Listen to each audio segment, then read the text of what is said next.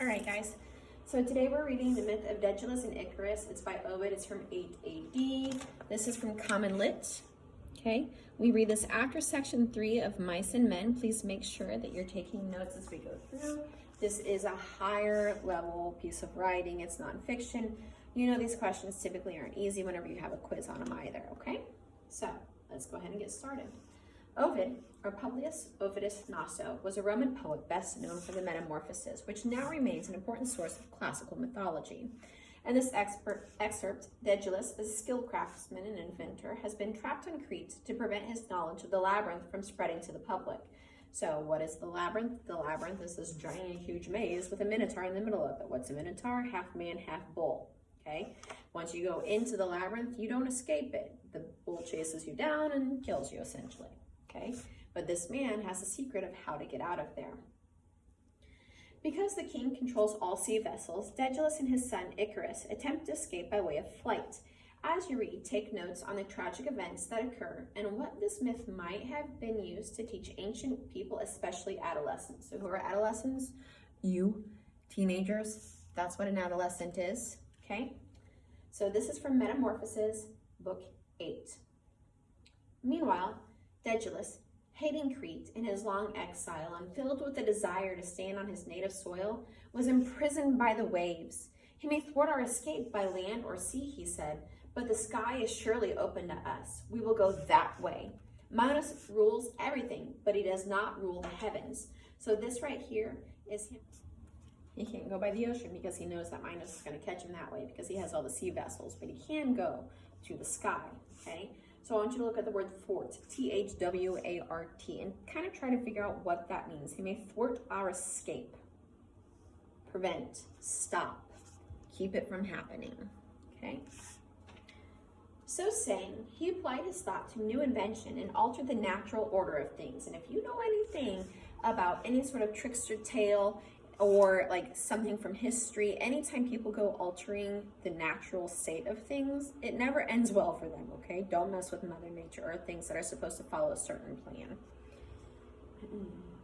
He laid down lines of feathers, beginning with the smallest and then following the shorter with longer ones, so that you might think that they had grown like that on a slant. And that way, long ago, rustic panpipes were graduated with lengthening reeds. And then he fastened them together with thread in the middle and beeswax at the base, and then he had arranged them. He had flexed each one into a gentle curve so that they imitated real birds' wings. His son Icarus stood next to him, and not realizing that he was handling things that would endanger him, caught laughingly at the down that blew in the passing breeze. And the softened yellow beeswax with his thumb, and in his play, he hindered his father's marvelous work.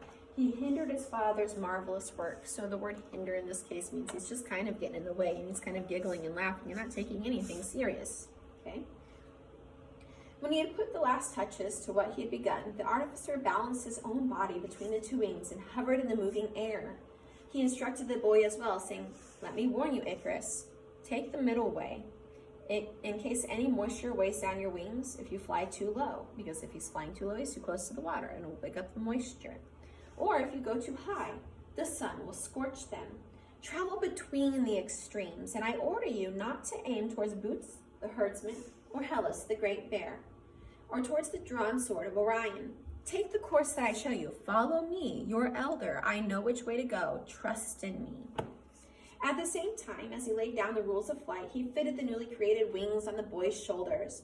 While he worked and issued his warnings, the aging man's cheeks were wet with tears, and the father's hands trembled. So that's foreshadowing a little bit. His hands are shaking. He's really nervous to be strapping his son to these big, giant, huge wings, okay? He's already crying, okay? He gave a never-to-be-repeated kiss to his son. Foreshadow, you know what's happening here. A never-to-be-repeated kiss. There's only one reason you can't kiss someone again. And lifting upwards on his wings, he flew ahead, anxious for his companion, like a bird, leading her fledglings from the nest above into the empty air. He urged the boy to follow and showed him the dangerous art of flying, moving his wings and then looking back at his son, some angler catching fish with a quivering rod, or a shepherd leaning on his crook, or a plowman resting on the handles of his plow saw them perhaps and just stood there amazed, believing them to be gods, able to travel by the sky. And now Samos, sacred to Juno, Lay ahead to the left. Daedalus and Paros were very far behind them. Lebanos and Calmune, rich in honey, were to the right. When the boy began to delight in his daring flight, and abandoning his guide, he, drawn by the desire for the heavens, he soared higher. So he's not listening to his dad anymore. We have an issue. He's going higher. He's going closer to the sun. And the problem with this is that, oh, well, we're going to scorch the wings. So let's see what happens here. His dearness to the devouring sun softened the fragrant wax that held the wings, and the wax melted. He flailed with bare arms, but losing his oar-like wings, he could not ride the air. Even his mouth was crying his father's name. It vanished into the dark blue sea, the Icarian Sea, so called after him. The unhappy father, now no longer a father, shouted, "Icarus, Icarus, where are you? Which way should I be looking for you to see you? Icarus," he called again. And then he caught sight of the feathers on the waves and cursed his inventions. He laid the body to rest in a tomb, and the island was named Icaria after his buried child. So what happened to Icarus? Okay, what caused him to die, essentially, because that's what happened. He flew too close to the sun, right? But what should he have done from the very beginning? Listen to his father, right? You've got to listen to your elders. That's the whole theme of this story, the morality behind it, okay? Don't be too prideful, okay?